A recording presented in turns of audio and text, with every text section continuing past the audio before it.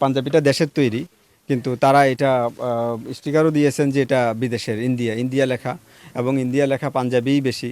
তো স্টিকার তারা তো দিতে পারেন, কিন্তু বাংলাদেশি পোশাক অবশ্যই এখানে মেড ইন বাংলাদেশি লেখা থাকবে, কিন্তু তারা বলছেন যে তারা যাদের থেকে কিনছেন তারা নাকি তাদেরকে জোর করে দিয়ে দিয়েছে। জয়, এই অভিযানের সবশেষ কি তথ্য আছে আপনার কাছে জানাবেন? করার পর আমরা এখন দেখছি ইসলাম মার্কেটে তারা অভিযান শুরু করেছে, যেখানে একেবারে পাইকারি দোকানগুলো আছে। ভোক্তা অধিকার সংরক্ষণ অধিদপ্তরের চট্টগ্রামের উপপরিচালক আছেন ফয়েজ উল্লাহ, তার নেতৃত্বে অভিযানটি হচ্ছে। আমরা দেখছি এখানে ভারত থেকে আমদানিকৃত যে পাঞ্জাবি দেখতে পাচ্ছেন, কিন্তু দেখা যাচ্ছে সেই পোশাকটি কিন্তু ঢাকা থেকে তারা নিয়ে এসেছে।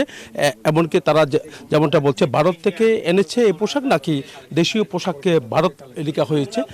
যারা ক্রেতা তারা যেহেতু ভারতের দিকে নজর থাকে, ভারতের পোশাকের দিকে নজর থাকে, সেটা কিন্তু খতিয়ে দেখছেন। আমরা একটু কথা বলতে চাচ্ছি, আমার পাশে আছেন ভোক্তা অধিকার সংরক্ষণ অধিদপ্তরের উপপরিচালক ফয়সুল্লাহ। আমরা একটু জানতে চাচ্ছি, পাঞ্জাবির যে পাইকারি দোকানগুলোতে অভিযান শুরু করেছেন, আজকে থেকে পোশাকের বাজার নিয়ন্ত্রণের চেষ্টা করছেন, এখানে কি পেলেন? যে আসলে এখানে আমরা যেটা তাদেরকে আগেও আমরা তাদের এখানে তদারকি করেছি আর কি, যেটা দেখতে পাচ্ছি সেটা হচ্ছে যে পাঞ্জাবিটা দেশের তৈরি, কিন্তু তারা এটা স্টিকারও দিয়েছেন যে এটা বিদেশের, ইন্ডিয়া লেখা, এবং ইন্ডিয়া লেখা পাঞ্জাবিই বেশি। তো স্টিকার তারা তো দিতে পারেন, কিন্তু বাংলাদেশি পোশাক অবশ্যই এখানে মেড ইন বাংলাদেশি লেখা থাকবে, কিন্তু তারা বলছেন যে তারা যাদের থেকে কিনছেন তারা নাকি তাদেরকে জোর করে দিয়ে দিয়েছে, এবং তারা নাকি মূল না, ওরাই মূল। তো এটা তো আসলে যুক্তি হতে পারে না, এটা সম্পূর্ণ অযৌক্তিক।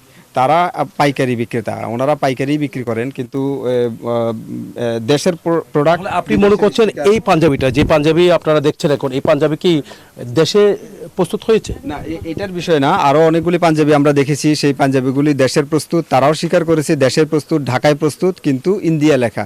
এবং আমরা এটা আমাদের অবজারভেশন, আমাদের কাছে তথ্য আছে যে এটা ওই মেড ইন ইন্ডিয়া বলেই বিক্রি করছে। তো এটা এক ধরনের প্রতারণা।